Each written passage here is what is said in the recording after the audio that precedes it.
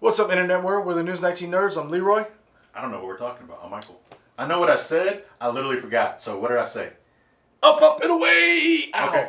I mean, that could be both of them, though. That hurt. That could be either one. Nah, it's Invincible. Oh, okay. Yeah, we're doing Invincible first.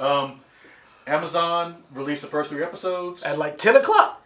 On a Thursday, right? Yeah. Because I thought they were coming out Friday. But well, it was supposed to come out Friday midnight. Okay. Well, Friday, I usually thought, because like they usually do a drop at midnight, and then and they did 3 episodes. They did it early, and I found out through the Invincible Twitter account. Okay. And I am glad.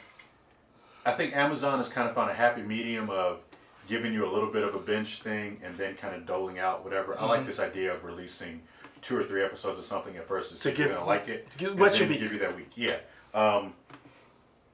So just right off the top, what'd you think?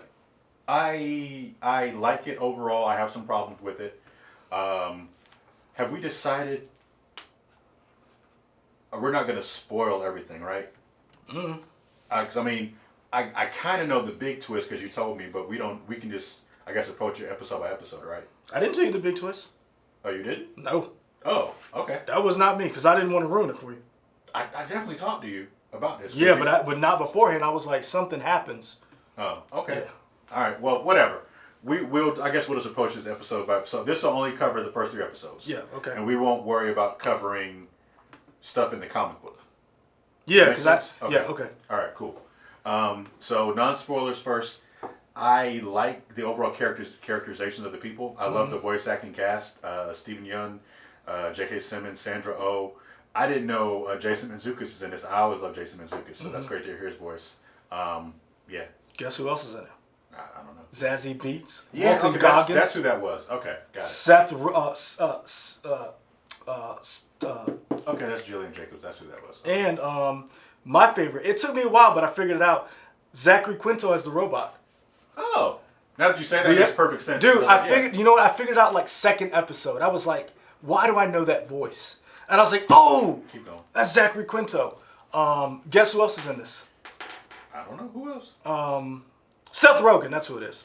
Because he's also a producer, right? Like him and who's his partner? Evan Goldberg. They're like his producing partner. Yeah. I think that's his name. Yeah. They're always to produce stuff together. I like this because the amount of star power, and not just like star power as far as like, oh my gosh, they got Brad Pitt, but like people you like. Mahershala Ali is in this. John Hamm does a couple episodes. Jeffrey Donovan, Clancy Brown, who is like freaking voice acting royalty. Sure. I mean, Mae Whitman. I love Mae Whitman. Ever since she pissed me off in Law and Order.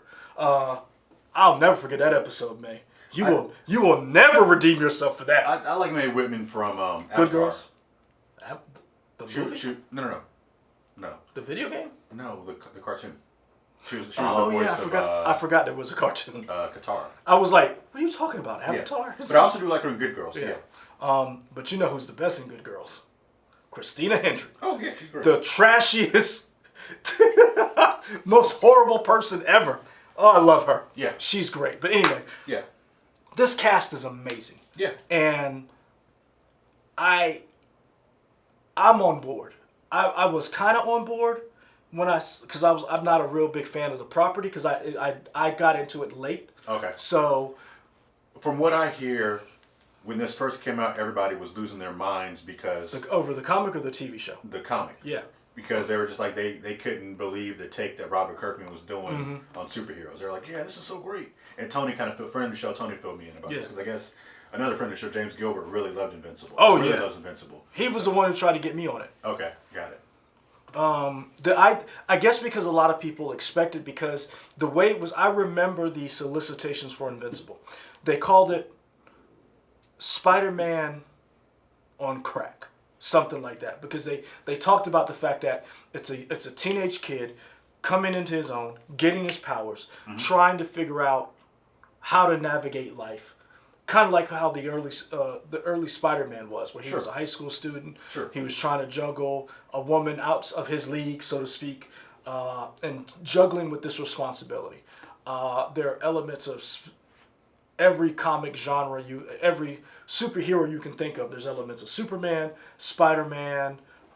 There's Hellboy. Hellboy. Hellboy and Etrigan. Okay. And then you've got like a version of Shield. Mm-hmm. Then you've got like the Justice League with the Guardians of the Globe. It runs the gamut of like what you have in this show, or in this property. So yeah, non-spoiler stuff. We enjoy it. We'll continue watching it for sure. We can do spoilers, and at this point, we're going to do spoilers for the first 3 episodes. Michael Dorn is in this. Yeah. Nicole Byers in this. I did not hear her voice. I mean, maybe we haven't heard her yet. Oh, that's true. Yeah. Good call. Good call. So the thing that I don't like about the show is we start off with things I don't like. Okay, Chief Keef. Just saying. That's that thing I don't like. The thing I don't like about the show is I feel like the voice actors are really good, but sometimes when they do like really intense scenes, the facial features in the animation they're not as intense for me to match the voices. Okay. And I don't know how to better describe that, but there's like a disconnect to me when I watch. It's like, because these people are really emoting and giving it all, but the faces, they don't move enough for me. And it just like, something seems off. It almost feels like, this is like ADR or something about it just seems off to me. I never noticed that. Well, until you said something. So now when I go back and watch it, I'm gonna be looking for it. Yeah. And I hope I don't see it. Yeah. I was more impressed with the animation.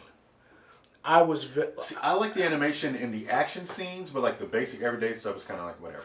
And see, I guess this is where we differ, because in the actual everyday animation, I switch to listening to the voices, not necessarily looking at the faces, but I'm listening to like the enunciation, how they talk, how they interact with each other. And then when the fight scenes or the intense scenes show up, I'm just amazed at how they're able to animate some of these scenes. Yeah. We're doing spoilers, right? Yeah, we're spoilers, yeah. The first episode might be one of the best first episodes I've seen in a long time. Okay. Because it just starts. Mm-hmm. Like, as far as like giving you a sense of who the characters are, who's good, who's bad, you know it at the end of that first episode. You know one thing the stakes are freaking high. One thing I do like about the show is, what was I gonna say? Like it kind of has like a whole show, then it wraps up, and there's like a stinger credit, almost like we've gotten used to in Marvel post credit scenes. Yeah. And that post credit scene of Omni-Man just whipping and destroying everybody, I was like, oh. See, the funniest thing is I don't think that's a post credit scene. I feel like it's almost like a page break, like kind of like. Because there was like 10 minutes.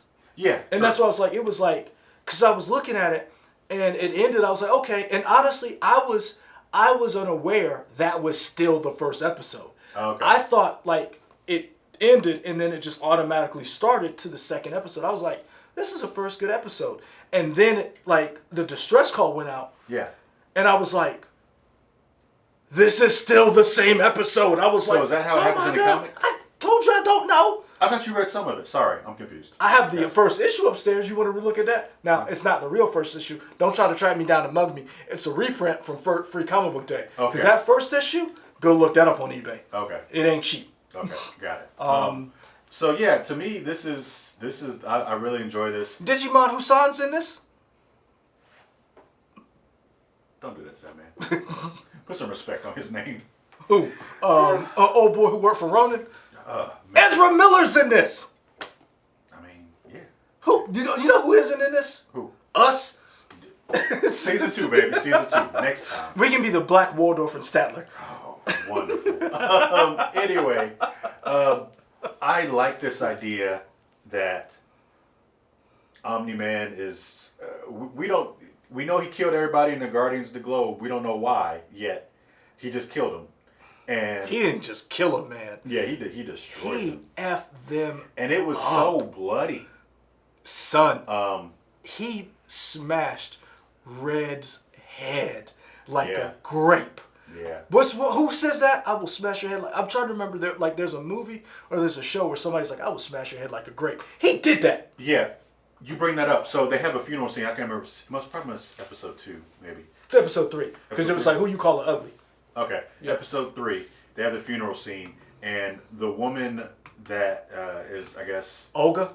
Is that her name? Mm-hmm. The Red Flash. What's his name? Red Rush. Whatever he is.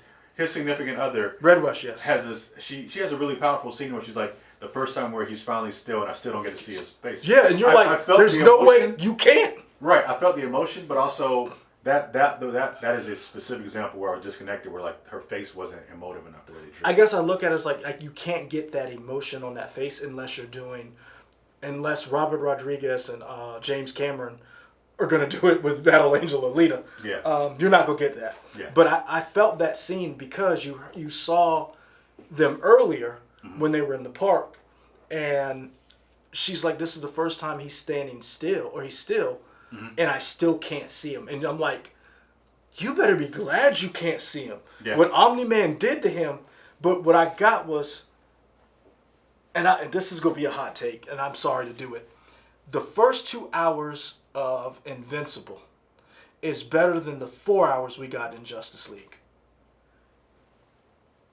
Guardians of the Globe fight was better with Omni-Man than the fight with Superman in Justice League. Okay. When Red Rush grabbed old boy and basically realized Omni-Man was coming, because I didn't realize what was going on.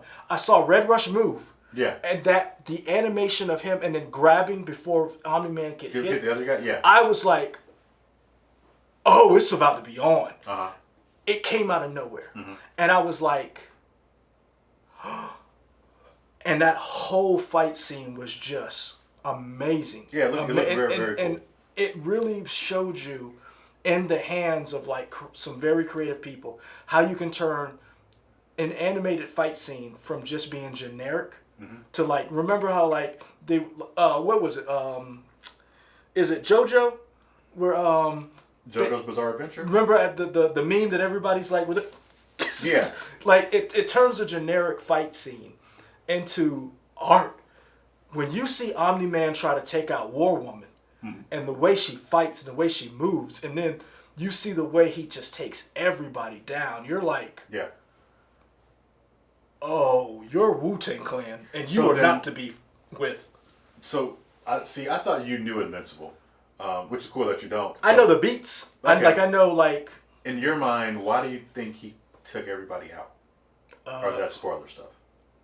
My guess, and I see, I don't want to spoil it because I think this is what happens. We'll get to it. I think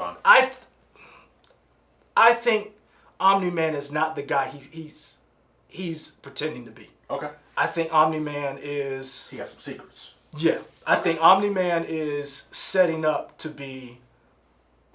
Yeah, I don't want to be a superhero anymore. And it's interesting that he doesn't want his son to join the new Guardians. No. He said he wants to train him separately. It's like, okay, interesting. And train him for what?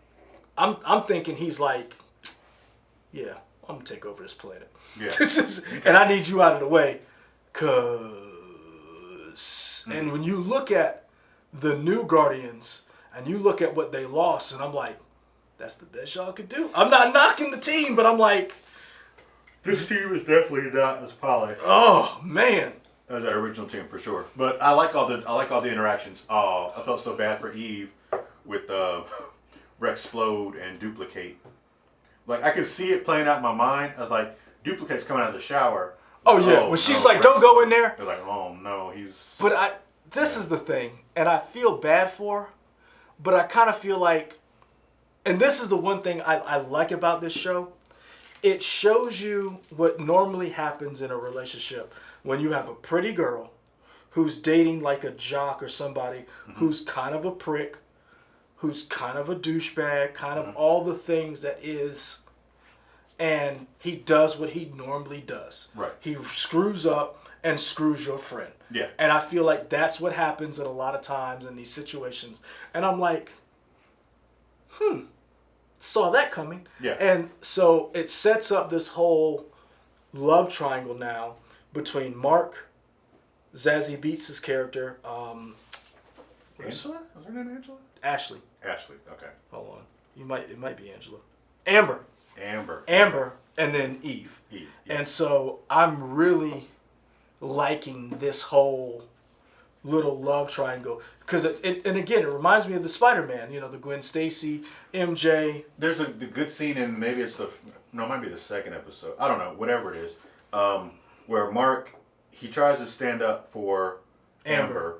Doesn't work. He gets his butt kicked, and then Amber kicks the guy in the nuts. Funny, nice scene. But once Mark starts to get his powers, he takes on the bully, or the bully confronts him again, and I think back to the first Spider-Man movie with Sam Raimi, where Tobey Maguire, 50-year-old Tobey Maguire as a high schooler, finally gets his powers, and he beats up Flash. We kind of have that here, but instead of him beating up Flash, he wants Flash to hit him, or his bully to hit him, and it has no effect on him. I like how they kind of played with that a little bit. See, in that scene, I didn't even think to Spider-Man. I thought to Man of Steel. And I thought to Spider-Man and Civil War. I thought to Man of Steel when Clark was talking to his dad, and Mr. Kent comes out after the kids were beating him up, and he's like, it makes you mad. He's like, I want to do something. He's like, but you can't. And yeah, Mark could have destroyed that kid, but he didn't because he knew, one, he was raised right, and he knew that I cannot do what I want to do. But also, it reminded me of Spider-Man when he was talking to Tony Stark, when Peter says, when he was like, he's like, you don't play any sports. He's like, I couldn't before. Why do I shouldn't do it now? Right. And I thought that was a very powerful scene in the sense of there's power at times in not fighting. And when he stood up to that kid, there's nothing that kid could do to him. He's not a supervillain. He doesn't have any powers. Yeah. It's basically him showing that no matter what you do, you can't beat me. And I thought that was a very powerful scene and just framing who this kid is. Who's this red person, this Hellboy knockoff? Demon Detective. Yeah. I guess he's about to find out Omni-Man ain't the I'm curious greatest to see guy. where this goes. I like this mystery of Omni-Man trying to keep something up of, we were all attacked at once, and I wonder if is he going to have to try and take out Demon Detective now before he Damon Darkblood. Damon Darkblood. Okay, got it. Yeah, I'm curious to see where that goes. Yeah, I'm on board. Now this is funny because when this show was announced, it didn't get a lot of hype, as far as like I think a lot of other properties do, because it's a very, unless you're a comic nerd, you don't know the comic. And it wasn't, like, we know who J.K. Simmons is. We know who Sandra Oh is. We know who Stephen Yeun is. We know who all these people are. But there's no, like, huge stars attached to this. It's people who are like, oh, I know that person. Then Rotten Tomatoes gave it 100% fresh. And I was like, oh, that's bold. And I was like, oh, we're hyping this up to like, I'm like, Jeff Bezos was like, cut him a check. I need this to be, and I was like, it's gonna be good because Seth Rogen doesn't make crap. I will wager Seth Rogen's a better producer than actor. Because the stuff he's produced lately has just been on point. yeah. And then I watched that first episode and I was like, it can only get better. And so I'm on board. Like, I was shocked by how violent it was and how much it wasn't gratuitous. Like, when the aliens show up and they were killing people. Yeah. That's violent. Yeah. It was bloody. Yeah. But it wasn't over the top to the point where it was like a Tarantino. Did you notice that, like, every time they do the title screen, there's more and more blood on the Invincible? Yeah. I wonder if that's going to symbolize something by the end or something. I don't know. Well, yeah. Oh, okay. Because, so, I didn't read the books. I do want to get them, and they're very easy to collect, although they're probably going to go up in price. The hardcover of the, because, again, friend of the show, James Gilbert, was buying all the issues, and then he, I think, sold them or he converted them, but I know he has, like, all the hardcover editions.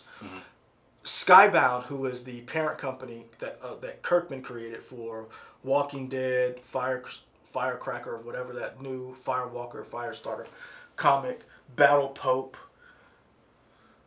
whatever this is, he made some action figures. And one of the action figures he made has Mark in his regular Invincible costume, clean as a whistle. And I don't know what happens, but there is another version. And okay. he's this color. Okay. Gotcha. You can still tell it's him. Yeah. But it looks like he went and swim in a blood pool. Okay. And I don't know how that happens. I don't know what, because again, I know the property. I know some of the things that happens. I did not realize that it get like and that's why I was like, wow. Okay. So yeah, we're in. Let us know what you think in the comments. What you're thinking of the series so far. And for those of you who have read it, try not to spoil so much for the people who haven't. One, I'm doing it because it's selfish because I have it, so I don't want it to be spoiled. But also, I've been enjoying this 3-episode run because I don't know what's about to happen next. Like with other shows that have read the book, you're like, oh, I know this is. You can kind of figure it out. I had no idea Rex was going to sleep with Duplicate. I had no idea Omni-Man was going to turn out to be frickin' Zack Snyder's Superman. Like I did not know J.K. Simmons was going to be evil as like that. I did see it. Cool. So I'm really on board. So no spoilers in the comments below on this YouTube channel page. Also, you can find us on Twitter, Instagram, Facebook, WOTX.com. Like, comment, subscribe, hit that bell so you know we put out more videos, and we're out.